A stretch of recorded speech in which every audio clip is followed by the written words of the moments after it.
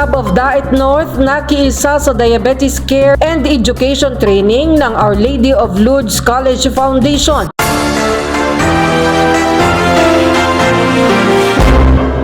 Nakiisa ang Rotary Club of Daet North sa Diabetes Care and Education Training Program na ginanap sa Lourdes College Foundation sa pamumuno ni Past President Dr. Palencia. Layunin na programa na sanayin ang mga nurses, nutritionist, dietitian at iba pang allied health professional upang maging mga diabetes educators na magsisilbing katuwang sa pag-iwas, tamang pangangalaga at pagkontrol sa diabetes sa bansa. Ayon kay Leiden Florendo, diabetes nurse educator at operations manager ng Institute for Studies on Diabetes Foundation, mahalaga ang pagkakaroon ng mas maraming diabetes educators upang mapalawak ang kaalaman ng publiko tungkol sa sakit. Aniya, sa pamamagitan ng tamang edukasyon, mas mauunawaan ng mga pasyente kung paano makokontrol ang kanilang blood sugar, maiiwasan ang mga komplikasyon ng diabetes at mababawasan ang gastusin sa pagpapagamot. Dagdag pa niya, ang mga kalahok sa pagsasanay ay magkakaroon ng mas malalim na kaalaman sa diabetes upang maging katuwang ng mga doktor at iba pang healthcare professionals sa pagpigil at pagkontrol ng sakit.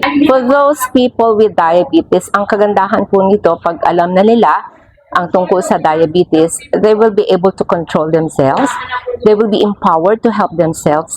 Also, through education, it is not quite a problem because we are delaying the onset of complication, because we know very well that people with diabetes, if they are in control, they are preventing the further complication and of course preventing so much costs in management of diabetes. Samantala, ipaniluwanag naman ni Josefina Florendo, Training Coordinator ng Diabetes Care and Education Training Program, na ang pagsasanay ay binubuo ng dalawang yugto. Ang unang bahagi ay ang 15 araw na lecture, workshops at case discussions, habang ang ikalawang bahagi ay ang practicum kung saan isinasabuhay ng mga trainees ang kanilang mga natutunan sa aktual na pagpapangalaga sa mga pasyente. Training we have is composed of two phases.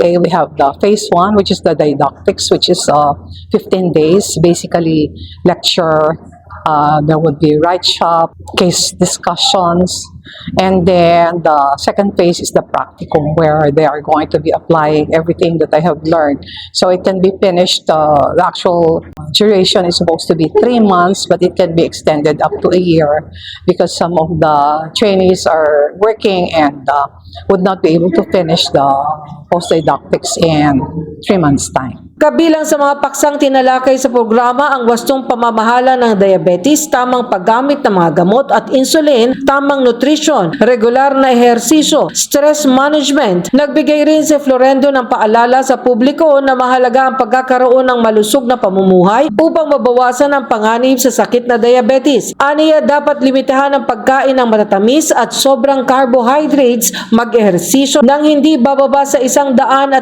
minuto kada linggo. Umiwas sa labis na stress at panatilihin ang tamang timbang. Samantala, nagpahayag naman ng suporta ang Rotary Club of Daet North sa naturang programa. Ayon kay Attorney Patty Badagwas, Pangulo ng Rotary Club of Daet North, naniniwala siyang ang edukasyon ay puhunan para sa kinabukasan at ang mabuting kalusugan ang pundasyon ng tamang tagumpay.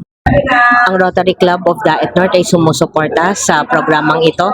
Ang Rotary Club of Daet North ay naniniwala ng edukasyon ang puhunan sa kinabukasan at ang kalusugan ang pundasyon sa tagumpay.